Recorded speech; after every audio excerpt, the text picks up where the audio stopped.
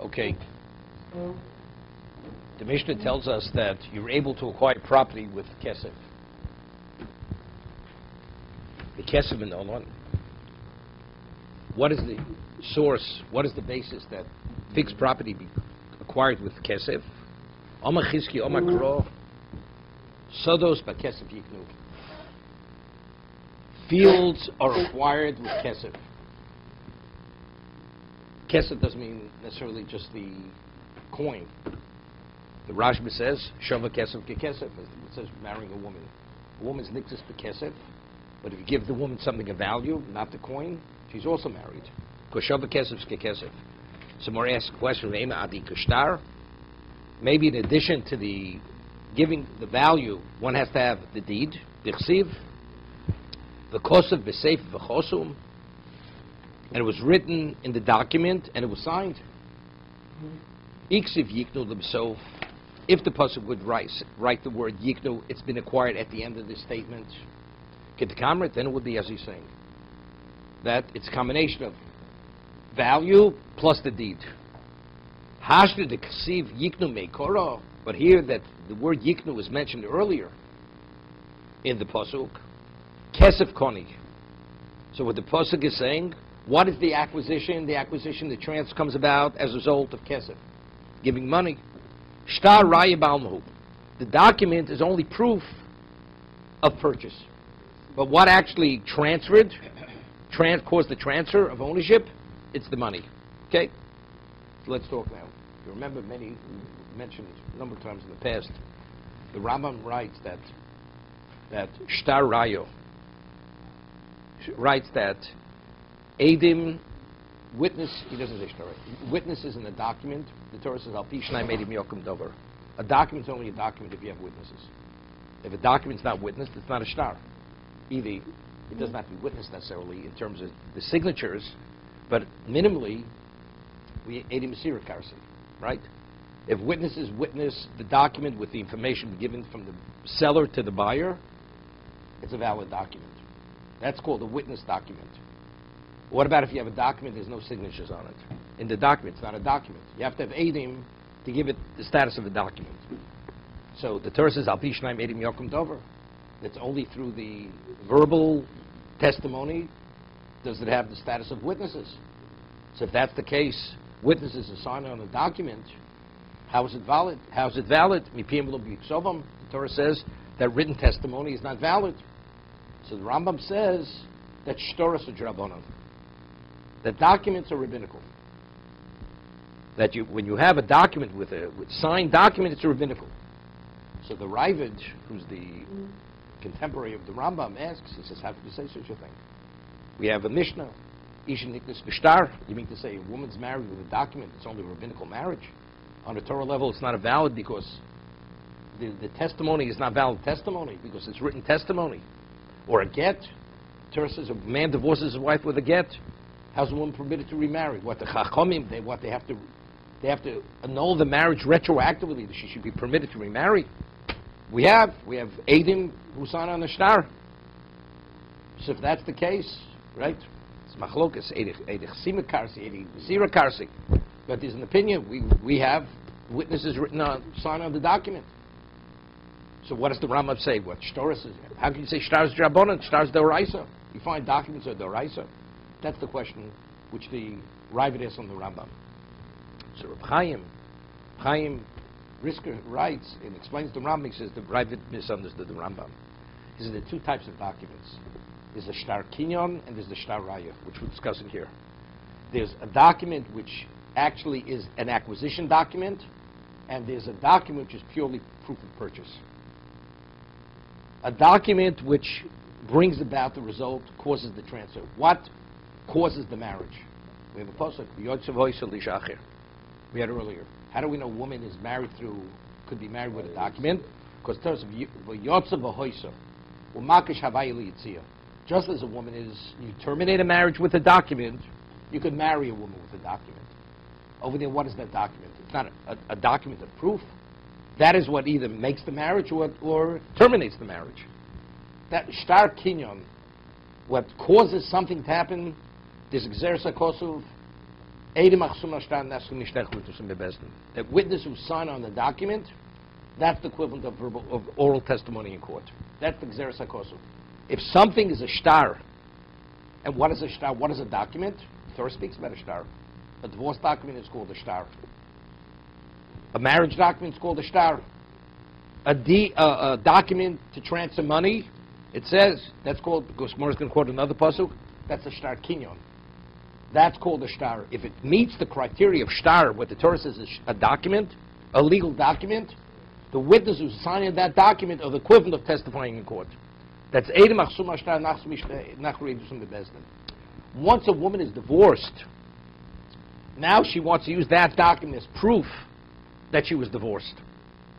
So now the shtar kinyan is the shtar raya, right? The original document which terminated marriage, now she wants to use it as proof that she was divorced. This is a Torah document. This is a Torah proof. This is not a rabbinic proof. Okay? So if you have a document, you transfer property with a document, a deed. That's how the transfer takes place. Now the purchaser, the buyer, wants to prove that he's the owner. This is a Torah proof. This is not a rabbinic proof. Because that document caused the transfer.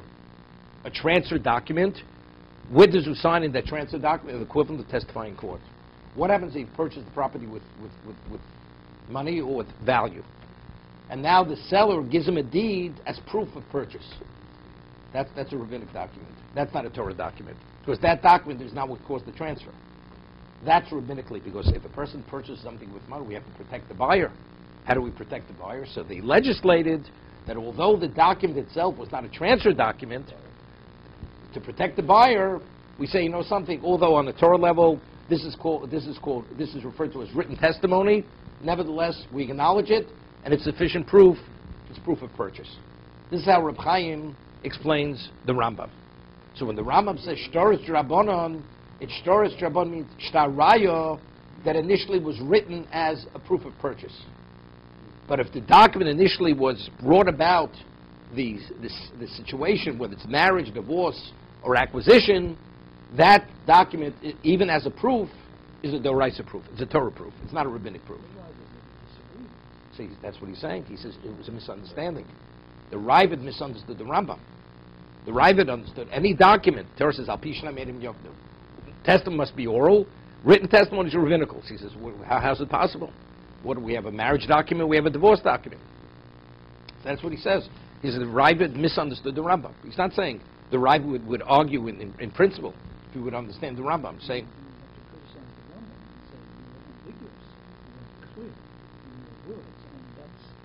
Rambam we know is extremely okay. You know the story of Reb Chaim. Reb Chaim, when he would start analyzing a Rambam, he would show you that one word doesn't read into the next word.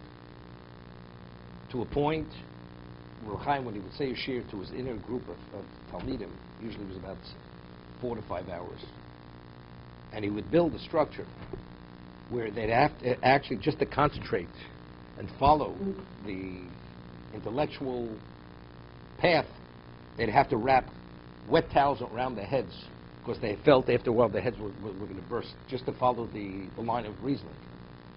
You know, the Rambam he would present, by the time Reb Chaim was finished elucidating the Rambam, they didn't understand what the questions were. Of course, that's what he's saying. You understand? If you know how to read the document reads perfectly. Otherwise, one word doesn't read into the next. That was Reb Chaim. Okay, so what's ambiguous? Okay? Rambam his reputation is that he's using simply and clearly and he's unambiguous. Again. In practicality, it makes no difference. The document's a document. You have a question. How could you say it? Okay, so you have to understand. It's not a question that's going to be a halachic consequence because of this. How could you say that where the Torah says explicitly there is a divorce document, there's a marriage document? So he says impossible. So therefore he understands because factually, this Gemara is difficult. We're quoting a pasuk. The pasuk speaks explicitly about a shtar raya, right? The Gemara says explicitly. It says, Ksodis b'kesev yiknu. Then it continues. Because of the safe of the chosu. So the Gemara says, maybe you need both. Says, no. Since it says yiknu after sodos, therefore, what is the document? It's shtar raya. It's proof of purchase. So the pasuk speaking about, there's such a document. This is in Yirmiyah. This seems to be, this is not a rabbinic. As we said, what does it say in the Torah? It's halacha l'mishmi. So just as A is halacha l'mishmi, B is also halacha l'mishmi. So you see from here, even the shtar raya, it has the status of a shtar, and testimony within a shtar is the equivalent of oral testimony. Right? Just the opposite. This is difficult on the Rambam. Because we're citing a pasuk here, and we're explaining the pasuk when it says you write it in the document and you have it witnessed, you have it signed. Seems to be that's a Torah document, it's not a rabbinic document.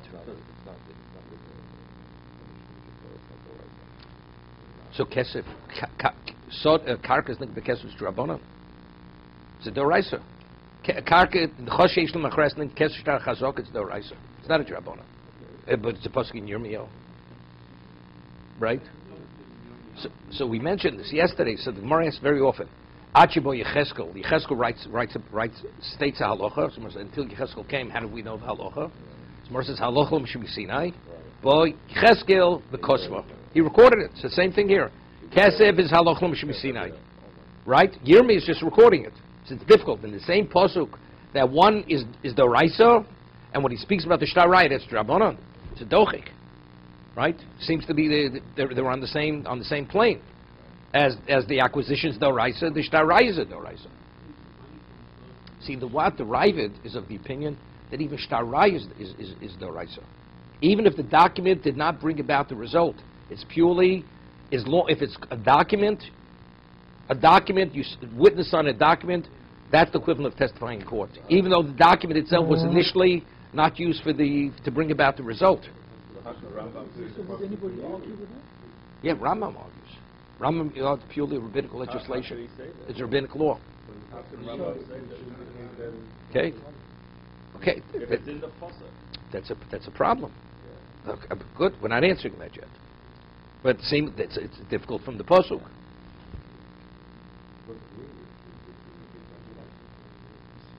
Okay. So they say, the Rambam, they want to differentiate.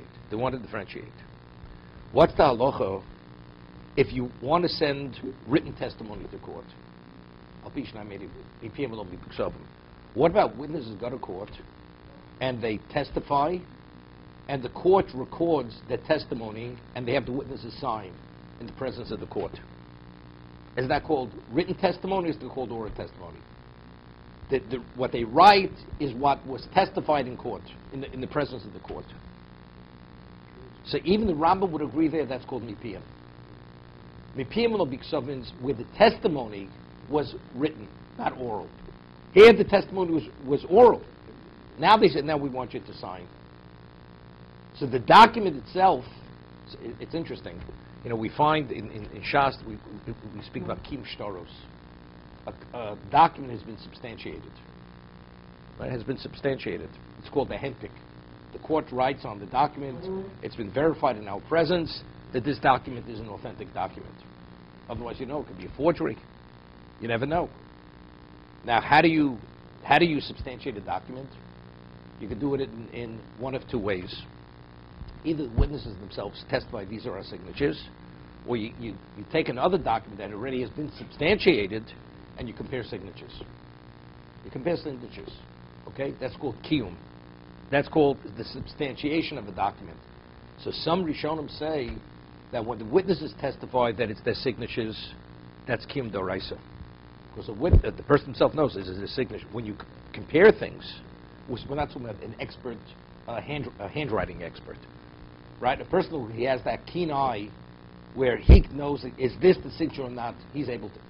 But when we speak about every court, they're experts. It seems to be it's the same handwriting. That's kiyum d'rabbanan. That's rabbinical. That's not a Torah substantiation. If the witnesses themselves testify, that's substantiated on a Torah level. Witnesses testify, these are our signatures. But if it's only by comparing documents, that's a rabbinical substantiation. Doesn't make a difference. But here we're speaking with even more than that. It's not where the witnesses have testified these are our signatures, But they testified, and then the court says, now we want you to sign on the document. So that's the way the Rambam would learn this pasuk. The Kosam Sefer Chosam, meaning after when the document was written, these witnesses witnessed the sale, the transfer of money. Now they say, we witnessed the seller transferring through money. Now the court says, now sign on the document. Even the Rambam would agree that's not Mipik Sovam, because this is a recording of what they had testified in court. Okay? What the Ravid and the Rambam speaking about, it never came to court. They themselves originally signed on a document. A document which is only a shtarai, a proof of purchase. Is that document the equivalent of court or not? Rambam says it's not the equivalent of court. It's a rabbinic, it's protected by you. Ravid says no, it's doraisa. As long as it conforms to what a document is, that's the equivalent of testifying in court.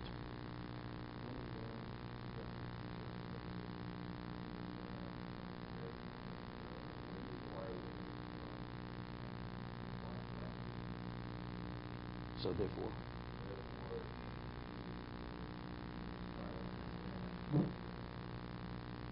now let's hear the question. What's rebuttal? No. Okay. Stay Ephraim. What do we learn from Stay Ephraim? My money. How do you learn it? How do you learn it? Is a woman a piece of property? Is she an asset? Is she? It's one of your assets. She becomes your chattel. We're only saying, what does the word kicha mean? We just want to know what that word means. So we say the word, we find kicha in regard to purchasing property means money. So it means money here also. It has no relevance to stay Ephraim. You understand? It's not a woman is the equivalent of a piece of property. We're not saying that. We wonder what the word yikach means. Does yikach mean A, B, C, or D? Yikach definitely means kesef. Why? Because I find yikicha by Avram, when he purchased, that word is used, it means money. So here it means money. That's all we're drawing from the Ephraim.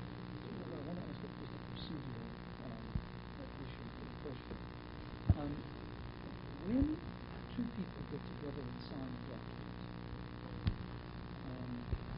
it has a certain force. Two witnesses, they witness and they sign. And let's call it case one. Case two, these two people go to court, and the court has them sign the document in the presence of the judges, whatever the procedure is in the court. I thought that when a court does that, they admonish the witnesses about accuracy of testimony. They're worried about things like false witnesses and false testimony. So there's a whole other level. Okay, so but if you remember, so that the two one second. The Gemara says in Sanhedrin, we had this in Sanhedrin, that when it comes to a capital case or corporal case, the witnesses have to be interrogated, and they're given this type of speech. You have to understand the ramifications, the testimony, so on and so forth. Monetary, they don't even interrogate the witnesses. On the Torah level, you have to. Rabbinically, they said, because if we would go through interrogation, people are going to stop lending money, because very few people make it through the interrogation. You're going to discourage people from lending money. If a lender would never be able to collect his debt, whenever the borrower would act, the debtor would say, it's not like he said. So you bring testimony, they start interrogating the witnesses, they never make it through the interrogation. So they actually canceled that aspect of interrogation, and they're considered qualified. So it comes out interesting. Every testimony in regard to monetary is purely rabbinical. It's based on hefker, bez, and hefker. That's the reason why you have a right to collect. If not for hefker, bez, and hefker, it's not considered valid testimony. But a document, we're saying a kiddush now, but a document, the Gemara says it's kiddushin nechri dushim bebezdin. Edim achsum, the words of the Gemara, Edim achsum al shtar, witness who sign on a document, kiddushin nechri dushim bebezdin. It's the equivalent of them being interrogated.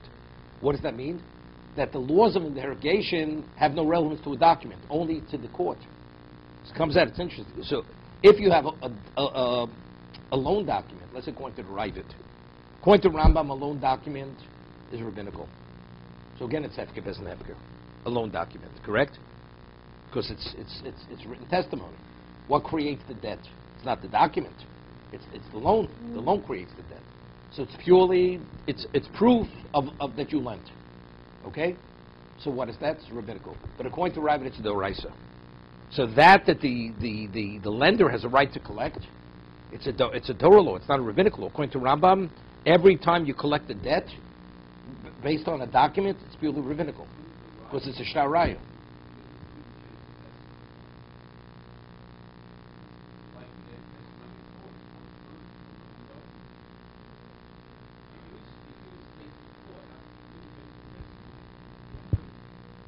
I understand.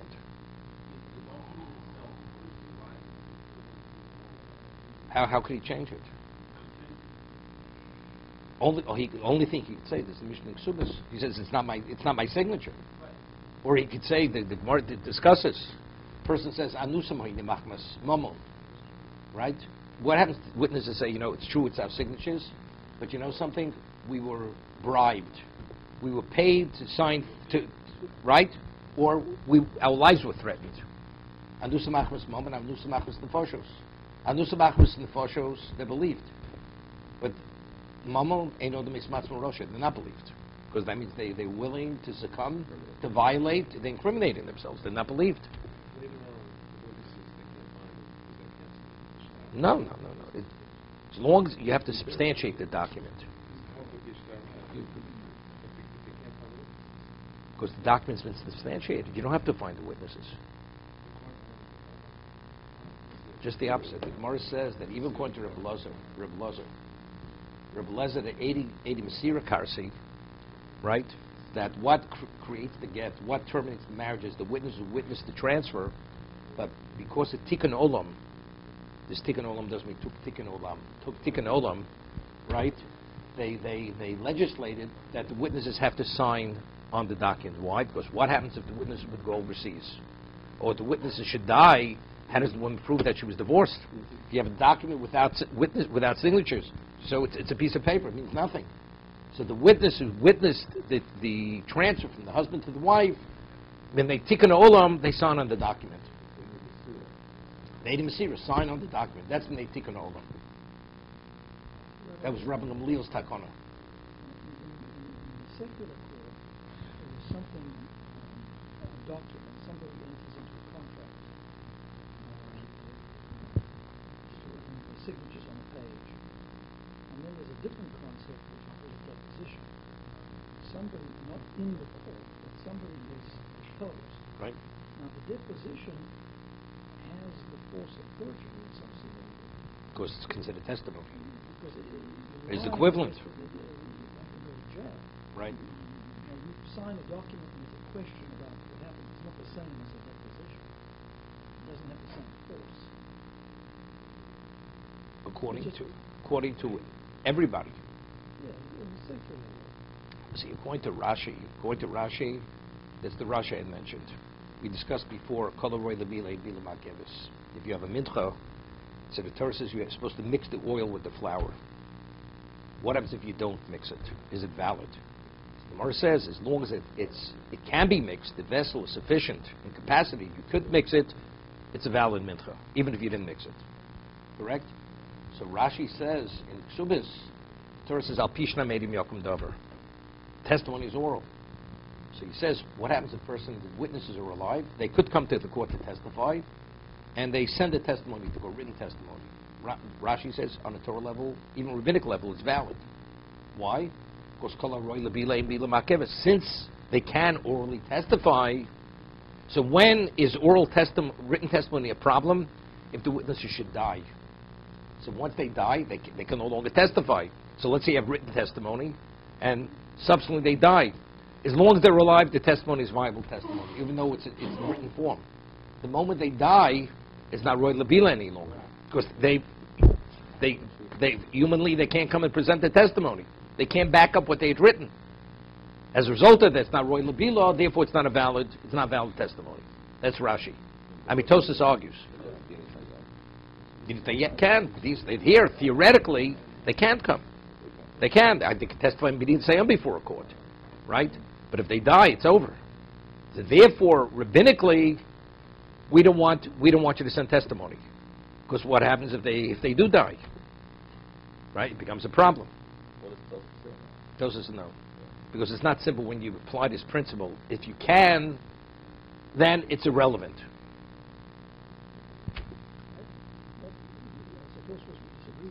Right, he disagrees with him. No, under no circumstances are good. No, we're talking just written text, not in the context of a document. Not a document. Not within the context of a document. Witnesses just, they write the testimony and they send it to court. The equivalent of deposition. It's not a document.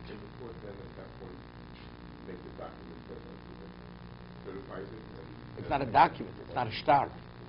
No, once they receive it, then that's not a problem. But we're concerned what happens if they die before they receive that document. Then it's a problem.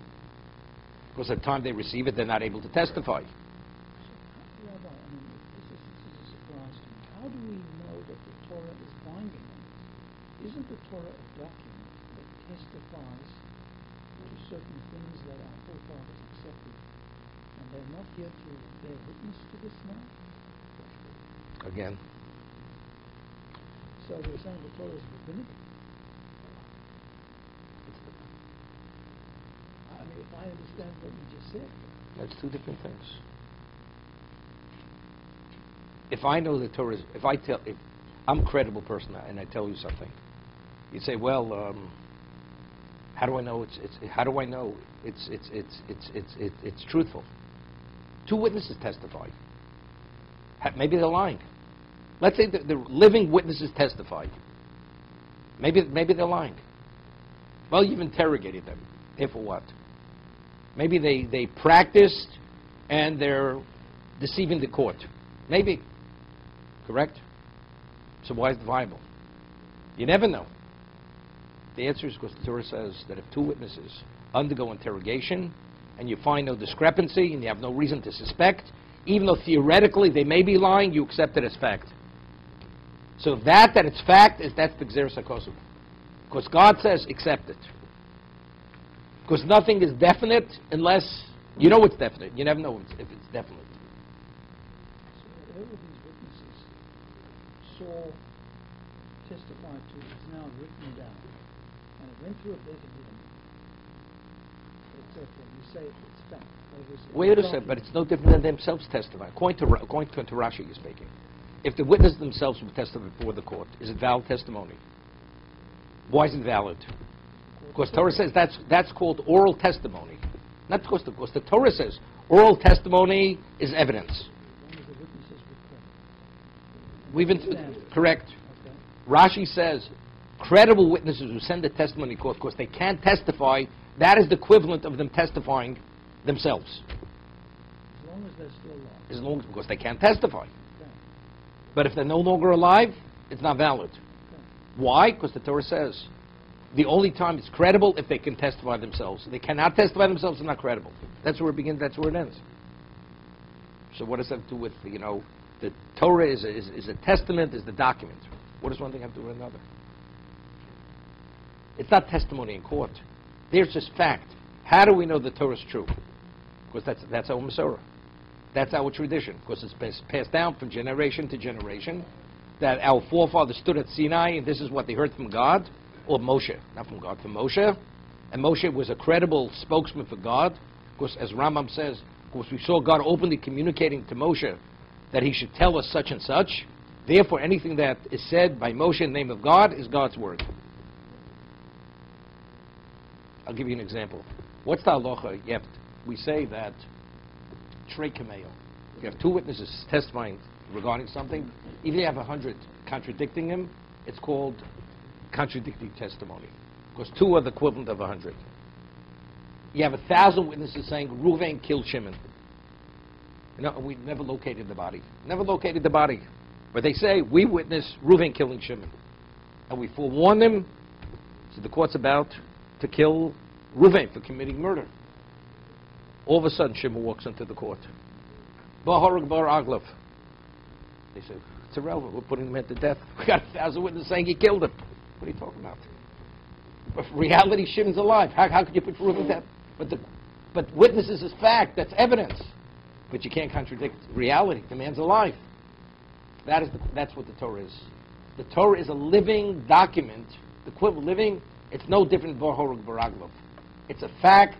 It's an indisputable fact that Torah is true because it was passed down from generation to generation. That this is the word of God. That's where it begins and that's where it ends. To be continued.